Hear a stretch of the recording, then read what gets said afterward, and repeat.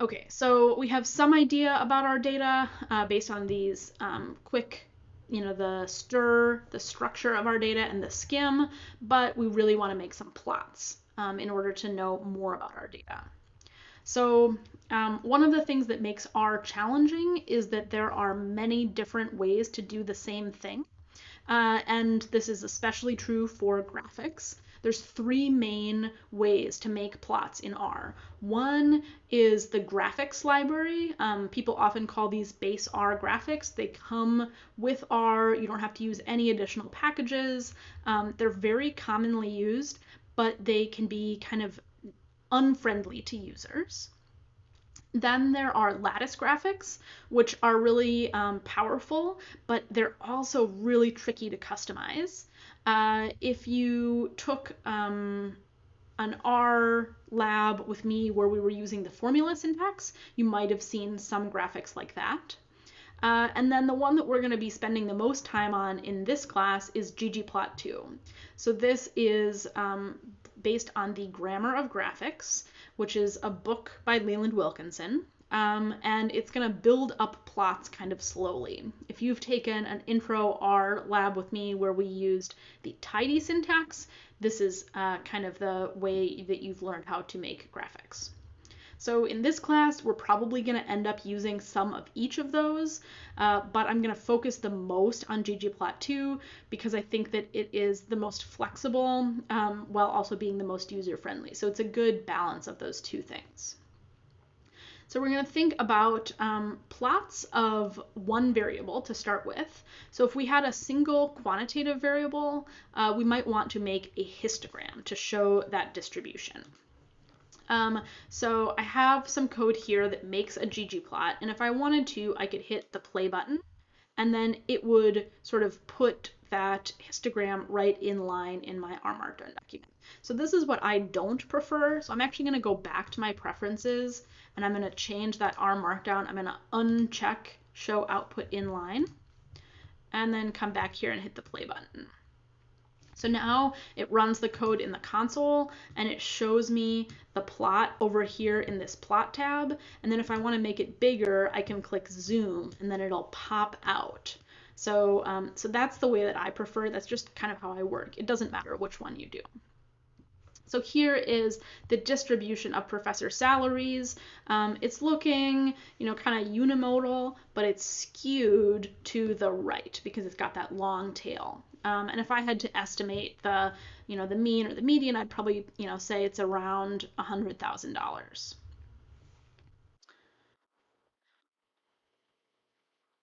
All right. So let's go through this piece of code more slowly. I'll just type it out in my console so you can see me doing it.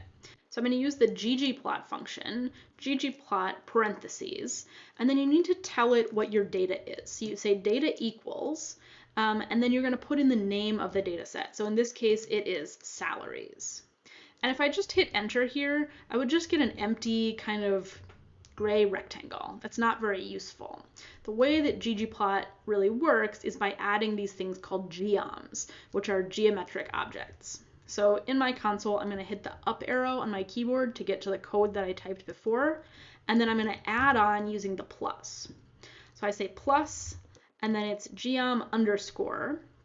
And you can see, again, RStudio is trying to help me here. So it's giving me a bunch of options, and I could scroll through them with my arrow key. I'm going to scroll down to Geom histogram, and then if I hit tab, it will complete that for me.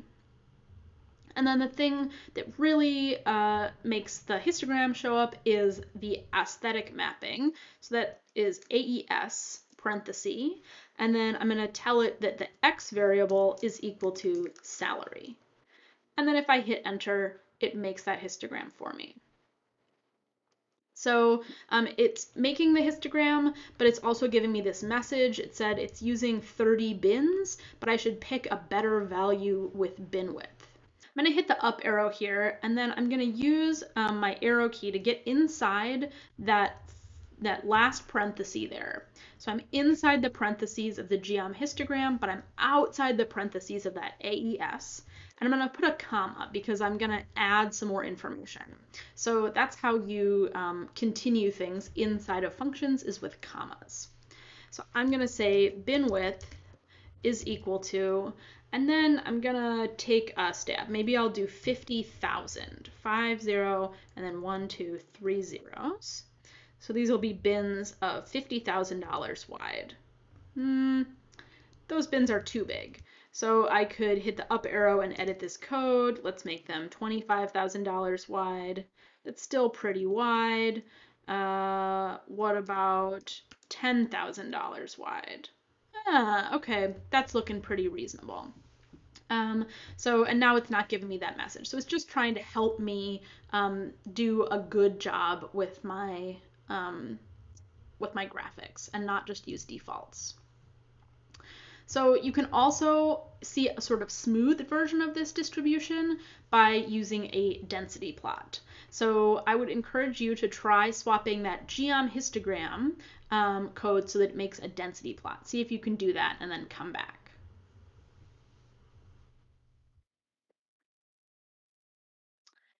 Okay, we're gonna do it. So I'm gonna do ggplot parentheses, data is equal to salaries, just like before, and a plus, just like before.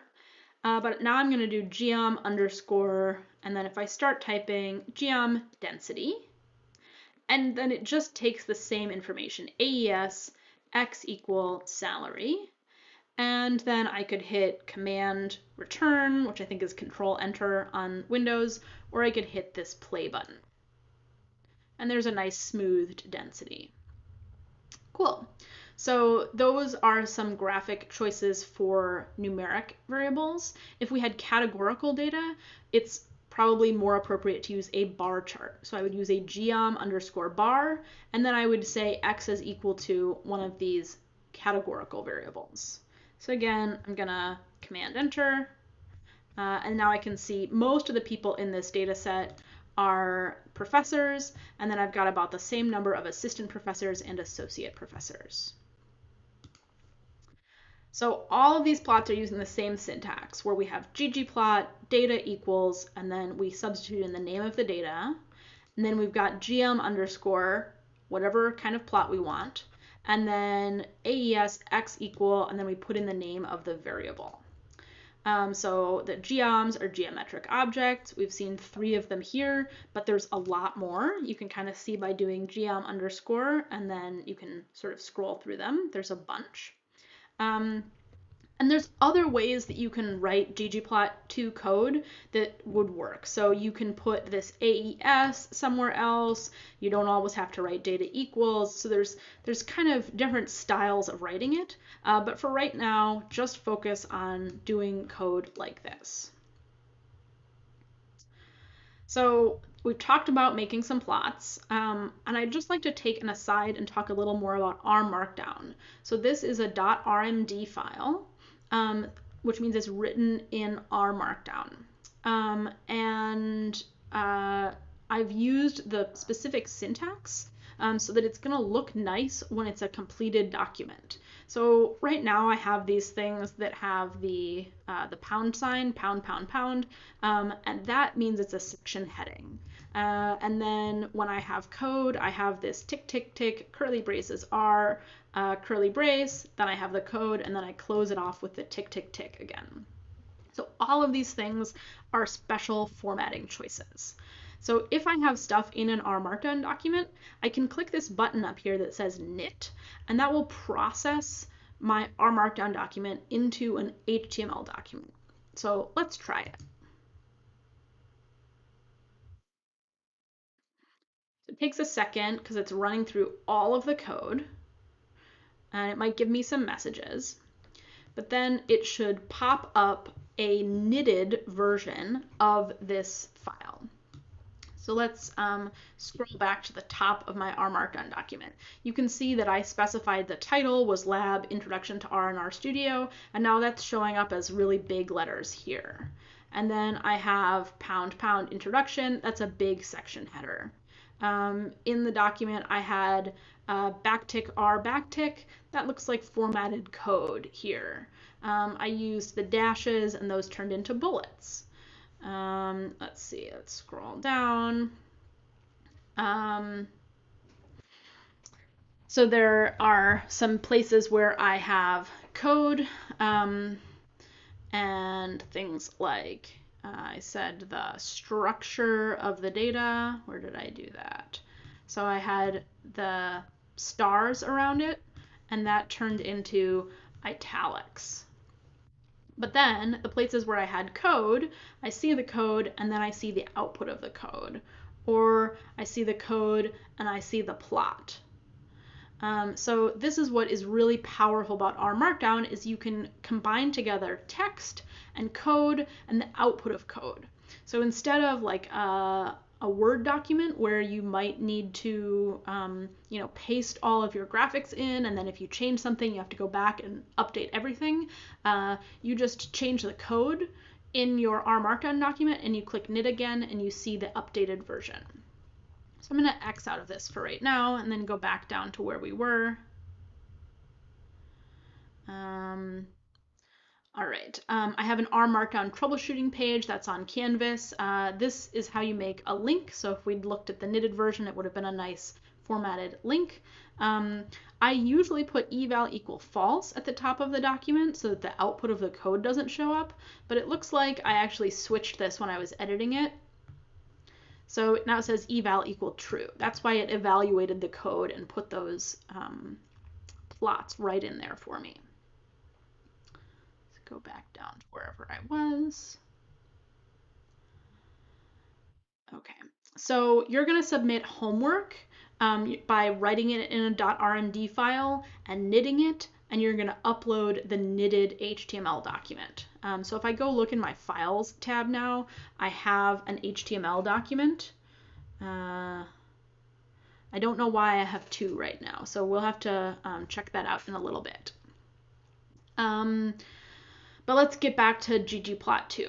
So we talked about single variable plots for a quantitative variable or a categorical variable. We can also have multivariable plots, so 2 or more variables. So if I wanted to make a scatter plot, I would use the geom underscore point.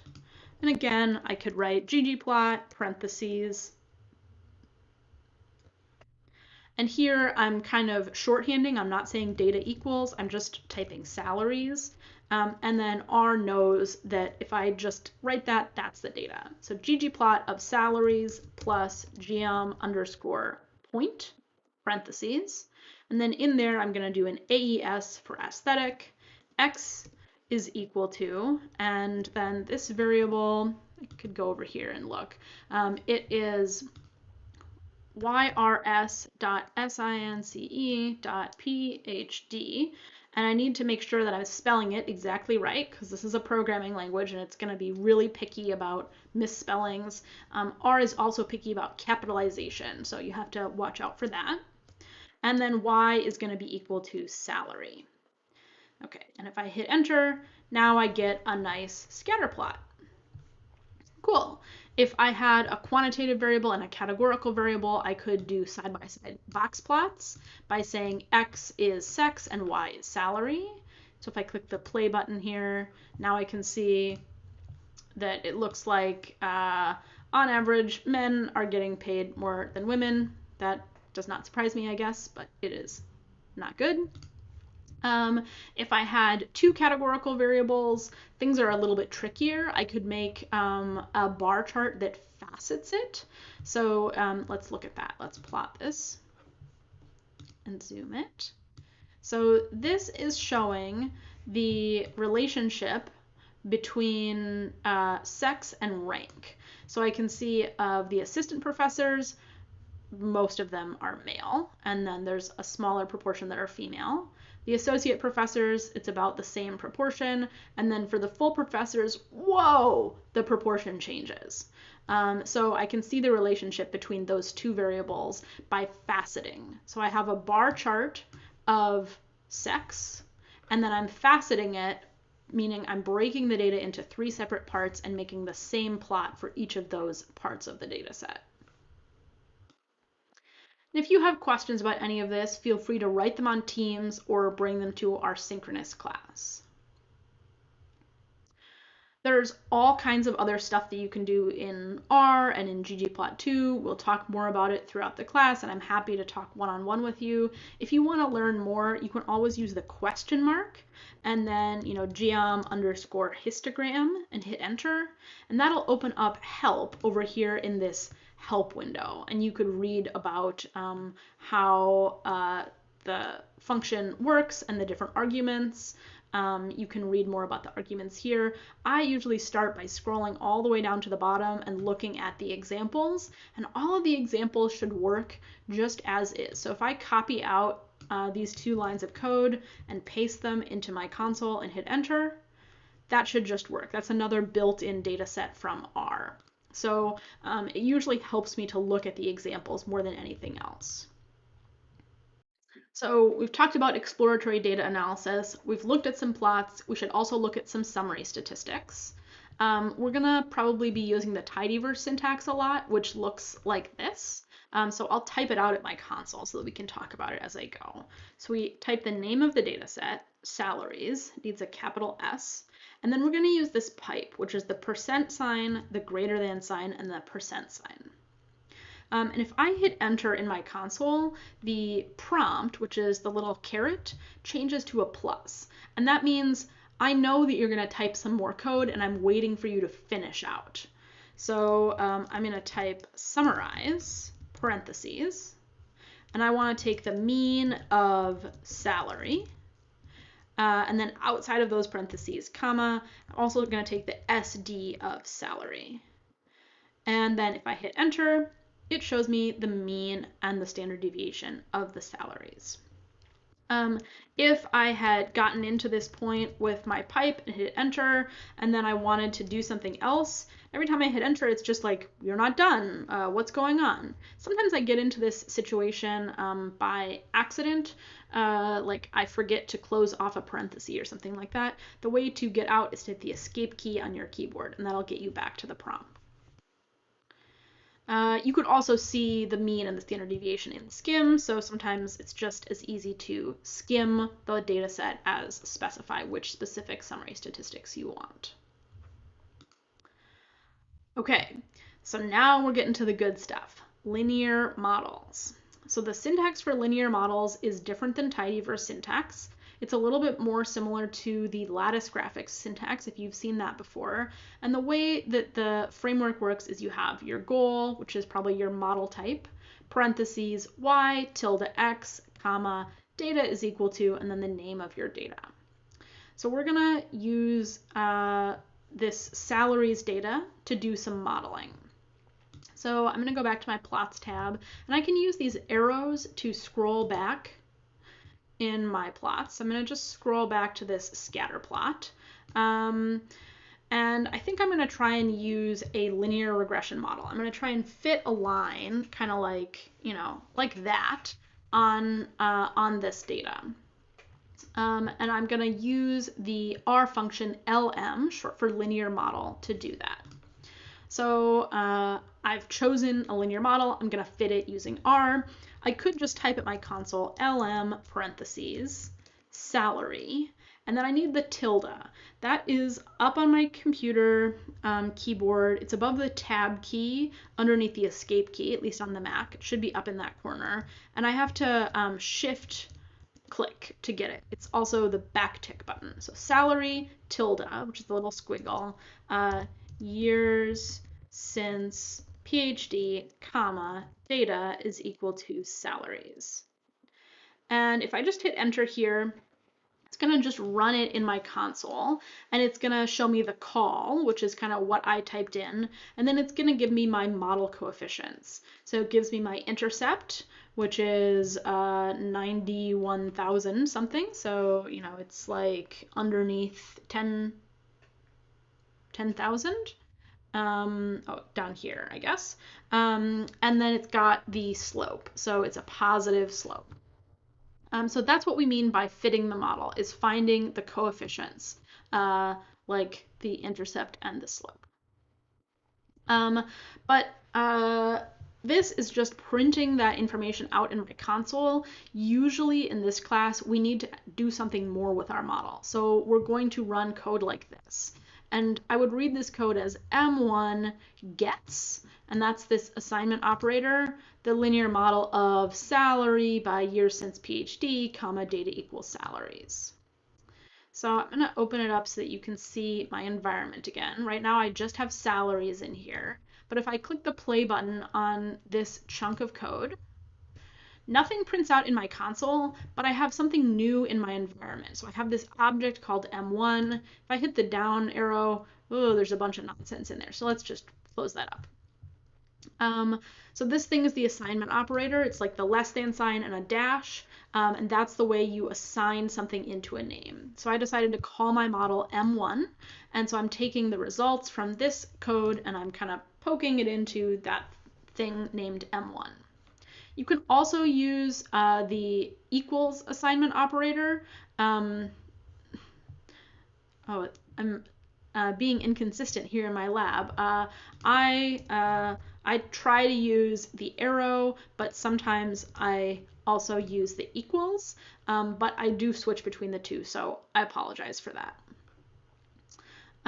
So we already tried running this in the console to see what happens, but we've now saved it into our environment. That's good.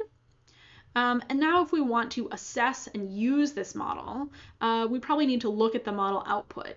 And there is this great function called summary. So summary parentheses M1.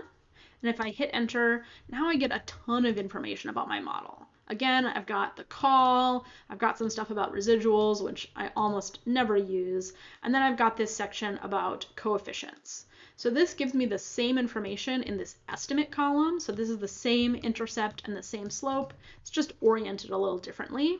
And then it gives me some more stuff about the standard error, the t-value, the p-value. There's stuff about the r squared, all kinds of good stuff there. So if I look at this, the p-values are really significant because they've got a lot of stars, which maybe means that the model is good. And so maybe we want to use this model in some way. So we could write it out in that mathematical notation. Salary hat is equal to 91,718.7 plus 985.3 times years since PhD. And I'm using LaTeX code here. This is not something that you need to learn how to use, but I probably will put it into labs because I like having this nice typeset version when I knit my document. So again, we could try knitting.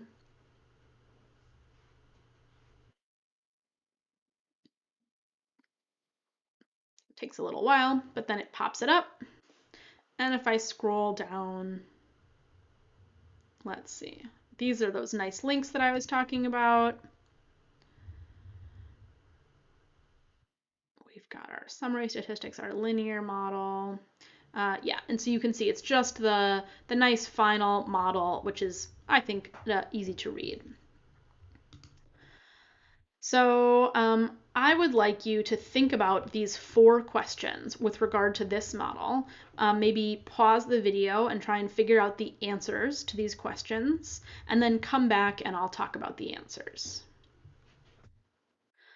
Okay, so the first question asks, what would this model predict for the salary of a professor who had just finished their PhD? So no years since PhD. I could just compute this using R like a calculator. So I could type in 91,718.7 plus 985.3 times 0. And that's what its prediction would be for the salary. So I could write that in here.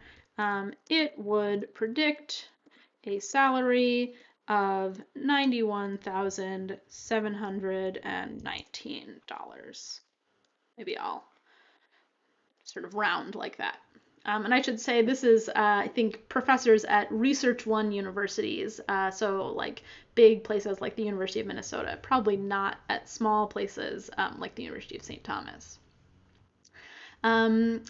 So that would be the prediction. What would we predict for a professor who has had their PhD for 51 years? Again, I could go to my console, I could hit the up arrow and change from 0 to 51. and it would predict 141,969, so it would predict $141,000, almost $142,000. Then it says, what was the observed salary value for the person with 51 years of experience? And there's a couple ways that you could figure this out. One is just to look at the data set, and it's here as this tab. So I'm going to click here, and then I'm going to maybe just search by years since PhD. Let's go up and then down. Okay, here's this person. They had 51 years of experience. Their salary was actually $57,800. So it's actually $57,800. Oh my gosh, so that's really different. And then the last question is, what is the residual? So that's the observed data, the real data, 57800 minus the expected, or the predicted. The residual is negative 84,169. So we were really wrong about that person. And if I wanted to, I could make this more computational or reproducible by putting in a code chunk. So the places where I've written code before, I've had this tick, tick, tick, curly braces R, and then tick, tick, tick. I could have done that here as well. So for example, I'll hit enter a couple times. I'm going to hit this insert button and insert an R chunk. And then I could put in this math like I had here, and then when I knit my document, it will give me the answer. So this is often what I want you to do for your homework. Even if you're going to do some arithmetic, I'd like you to use R as a calculator, and then it'll have the output. But then I'd also like you to write it out as a sentence in text. So some code, some output, and a sentence. That's a good rule of thumb for every answer on your homework. And then the last thing that we could do to assess our model is compare it to the null model, where we're not using a predictor. We're just using the mean as the model. And so I could do this by making a linear model where I'm predicting salary by 1. This is how you just say, all I want is an intercept. So if I control enter here, now I have something else in my environment. I could look at the summary. And this just has an intercept of 113,000, more or less. And then I could make a plot. So I'm going to make this ggplot. And again, I'm kind of moving things around in terms of the syntax. ggplot salaries, comma, I'm putting the AES inside there, and I'm adding on a Geom point. So if I put my cursor here and command enter, now I have something called P, so I'm saving that as a new object, and I could say P plus a Geom AB line, which is just a line with a slope and intercept. So if I control enter here, I'll see this model, which is just using the mean, and then I could do P plus a Geom smooth, where the method is a linear model and I don't have a standard error. Control enter, oops, and I can see how that model looks. So just visually, I think that this model looks like it's going to minimize the sum of the squares better than this flat model. It's not always the case. If you just had random data, maybe the flat model would be just as good.